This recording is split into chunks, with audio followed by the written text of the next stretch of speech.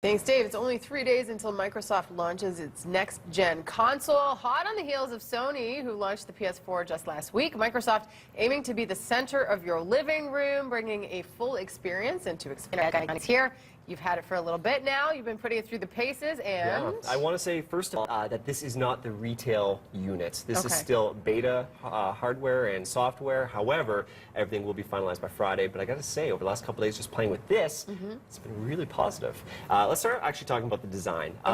You know what? A lot of people aren't going to care for the design. It is big. Yeah, it is big. It's rather boxy. So not exactly the sexiest design for any console out there. But you know what? That's not necessarily important. What's important is what it can do. Design-wise, the controller, though, some huge improvements here. About 40 different improvements from the previous controller. So the D-pads, the additional thumbsticks here, they've been completely changed. The batteries on the back are now integrated in, so they don't have this big battery pack anymore. And what's really cool here is the triggers have a rumble feature on them. So they actually can rumble and make some really cool effects like heartbeats and things like that, or racing. It's amazing. So the controller gamers are going to love this. It's fantastic.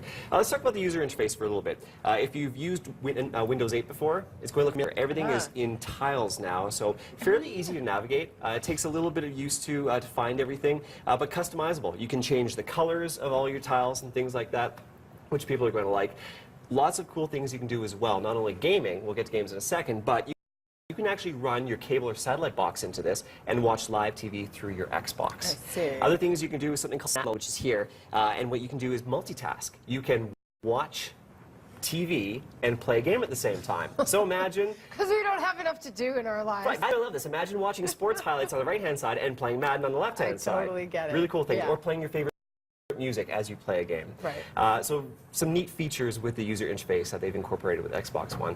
Specs.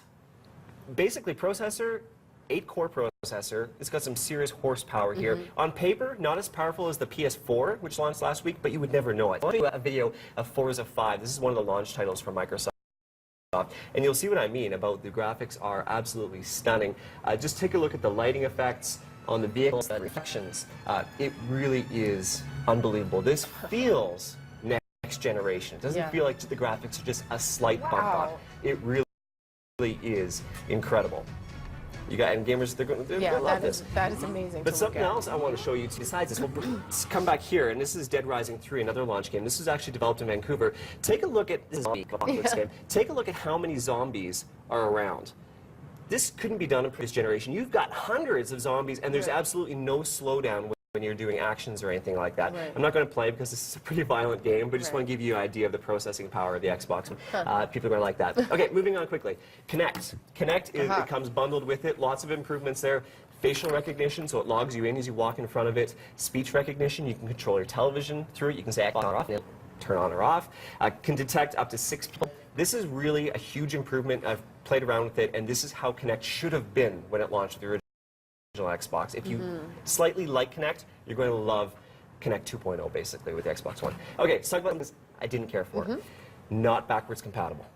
I know what that means. Okay, so what that means is if you have an Xbox 360, those games will not work on your new Xbox. People have huge libraries, right? Now they're going to have to get rid of them, trade them in or something like that because they will not work. So disappointment there. No Facebook integration. What I mean with that is you still are stuck behind your gamer tag. So I'm TV slave. That's how people will see me. You can't share your real name with other people online. And last but not least, you can hook your TV through here, and there's a hard drive, but there's one feature that's missing, a DVR. You can't record programs, which means Microsoft wants to be the center hub of your living room, but that's a feature everyone uses now. So it's disappointing, but you never know.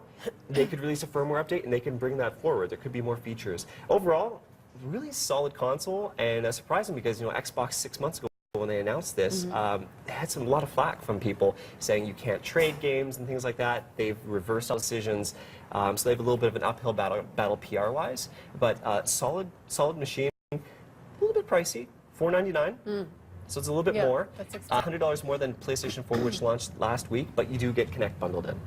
Okay. Oh, you do? You do. Okay. So, yeah.